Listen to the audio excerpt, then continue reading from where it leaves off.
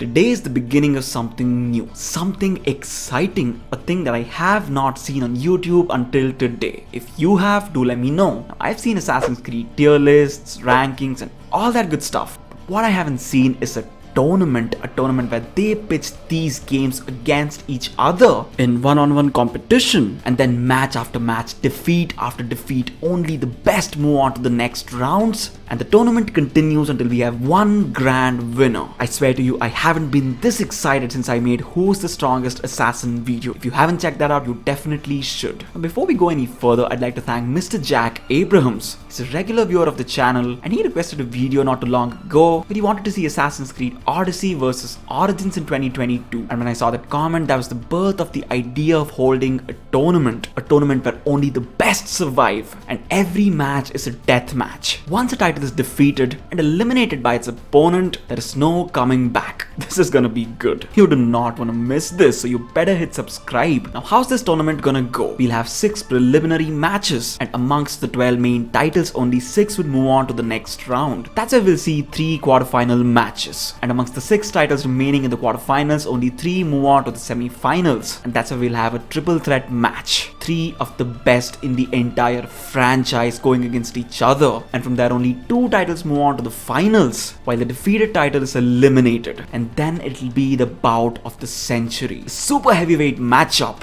2 best titles in the entire franchise going head to head in one-on-one competition to figure out who is the one true champion. And now we move on to the matches in the preliminary rounds. First and foremost, Assassin's Creed Syndicate versus Unity. Now, that's the match we're gonna have today. Trust me, it'll be a really good kickstarter for the tournament. Second match, Assassin's Creed 1 versus Assassin's Creed Rogue. An old fighter who still hasn't given up versus the game that makes its own luck. It's age versus beauty people. And in the third match, Assassin's Creed Revelations versus AC3. Although Revelations was succeeded by 3, they are 2 completely different animals, and this bout is gonna be good. And then the fourth match, Odyssey versus Black Flag. Now this is one of my favorites. Quantity versus quality. Odyssey, in my opinion, is like McGregor. It's loud, it's arrogant, and it's in your face. But Black Flag is more like a Khabib. Silent, no trash talking, no nonsense, but deadly as they come. And then the fifth match, here we get to the big boys, baby. We get to the juggernauts, the super heavyweights. Valhalla versus Origins. The reason I pitted them against each other is because they'll probably obliterate every other title if we let them lose on them. I'm not gonna make that mistake. They definitely need to fight each other first to see who emerges victorious. And then it's the 6th and final match, the dream match, the showstopper, the main event. Assassin's Creed 2 versus Brotherhood. Just thinking about putting these 2 titles against each other, it's literally giving me goosebumps. They're gonna completely destroy the field and I cannot wait for it. Please forgive my excitement. And now for the rules, the most important thing, the law of the land. How are we gonna decide who the winner is? Now there are 10 criteria I've chosen. Now, each of these aspects is absolutely vital in the construct of a game, especially the Assassin's Creed games. What are they? First and foremost, the visuals, because that's literally the first thing you look at when you play a game. It's not the music, the story, the antagonists, none of those things. It's the visuals. And second, the story. I don't care what anybody tells me, the plots are literally the hearts and souls of these Assassin's Creed games. Third thing, the character designs. They're really a vital part, and contrary to the popular belief, looks do matter, especially when it comes to games. Fourth thing, the combat. In the early years of Assassin's Creed, the combat was never a marquee aspect, but as of late they've improved it tenfold, and now this has become one of the most lucrative parts of these amazing games. And the fifth criteria, the parkour. It was, is, and always will be one of the major players in the field of Assassin's Creed games. I say 30% of the fans really don't value it anymore, but if you've been playing Assassin's Creed from a long time, you'll know how important this aspect really is. And sixth, the music. The tunes are really an essential part in the feel of the Assassin's Creed games. And you know exactly what I'm talking about, because I'm willing to wager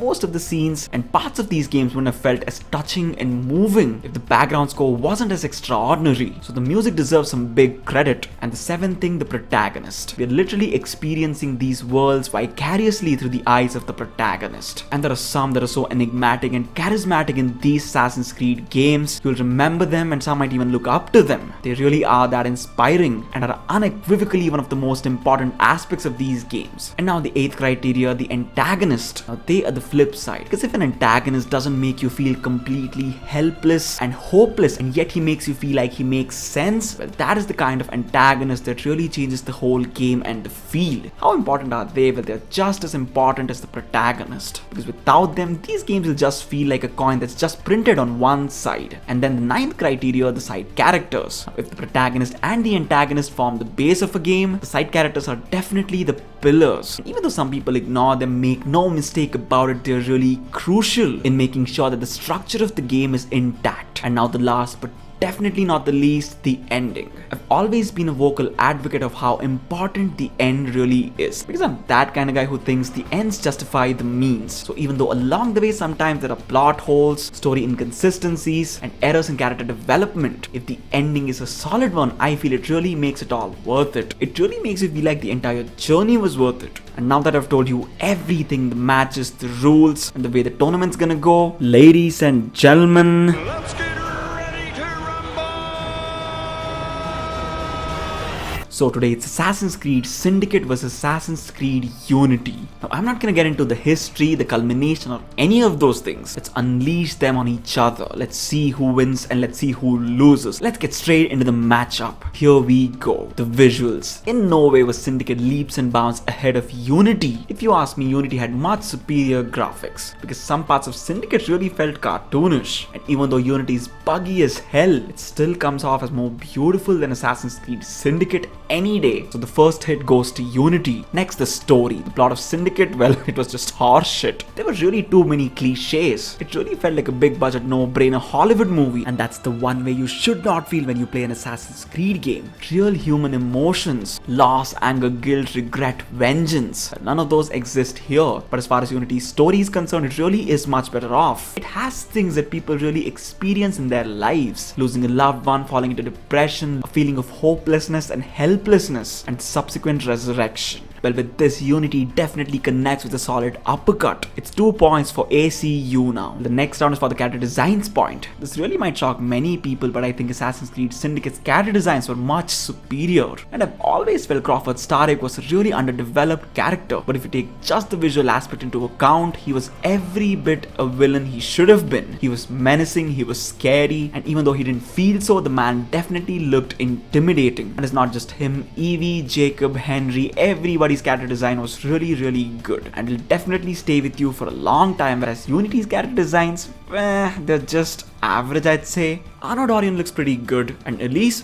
damn, she's hot. But Jermaine, well, he doesn't look intimidating in any way. Calling him the antagonist, you know what, he's just not worthy. So guess what, that's the opening hit for Syndicate. And now the point stand at 2-1. Next, the combat. While I really don't like Syndicate's or Unity's combat, when we put them against each other, I definitely think Unity wins. The combat and the gameplay itself is actually smoother despite the buggy nature of the game. Syndicate's combat really felt too repetitive and lifeless. At least for me it did. And even though in Syndicate there are a lot of moves you could perform, they really don't feel diverse or different. They all feel the same. Now I'm sure I'm not the only one that felt that. But in Unity, Arno's nimble and cat-like movements really make the combat that much better. And this hit is taken by Unity. And now the parkour. Do I really have to say anything? Unity wins here hands down. This game has been widely regarded by the fans as having the best parkour in the entire series. And even though Syndicate's was not really bad in any way, Unity clearly wins. They clearly hit the home run with the free running in Unity. There's no doubt about that. It's smooth, it's full of artistic moves, and it really gives you the freedom to navigate the world the way you want to. There's no set path, you really make your own opportunity. That is priceless. In Syndicate, it's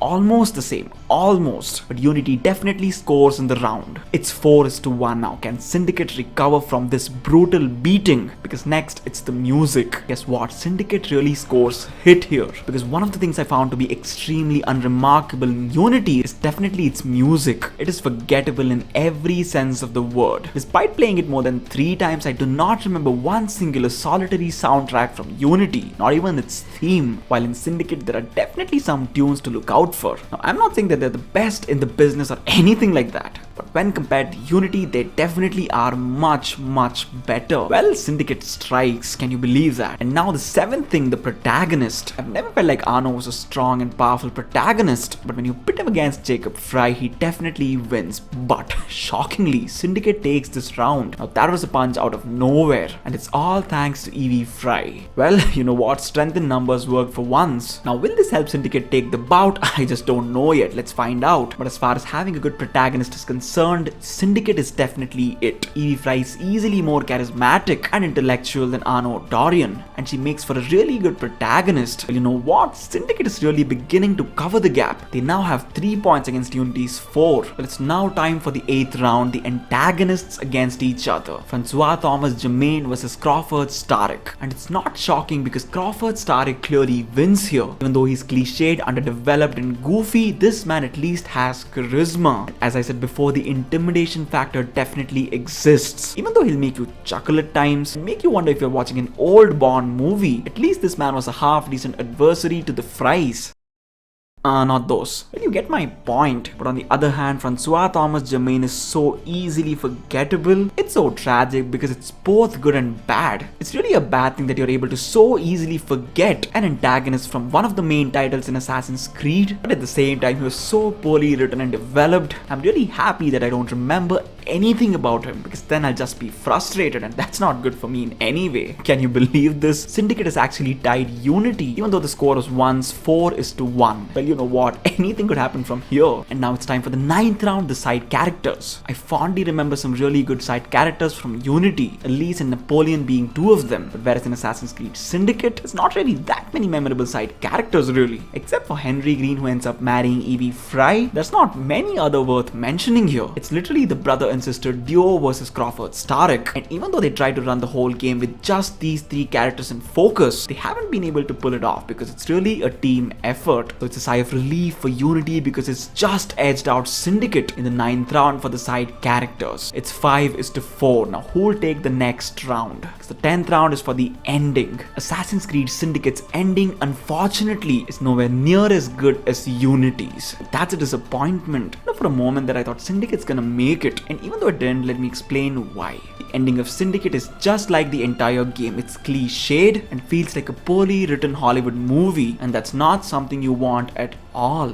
I'm not against happy endings. Take the ending of Revelations for example. It really was a happy ending for Ezio, but here it's just ugh. And the final boss fight too, my goodness, was that a pain in the ass or what? But when you take Unity's ending, it really is pretty solid. Even though killing Jermaine really didn't make you feel like you had extracted vengeance. Because as I mentioned before, Jermaine was really forgettable throughout the entire game. In fact, he should have been at the subplot level at best. He never should have entered the main storyline. But despite that, Elise's death and the way he picks up Elise's lifeless body and just walks away, these are the beautiful human emotions we look for in Assassin's Creed. And the ending of Unity was much superior to Syndicate's any day, and Unity takes the last and final hit, and Syndicate is edged out by Unity by the skin of its teeth.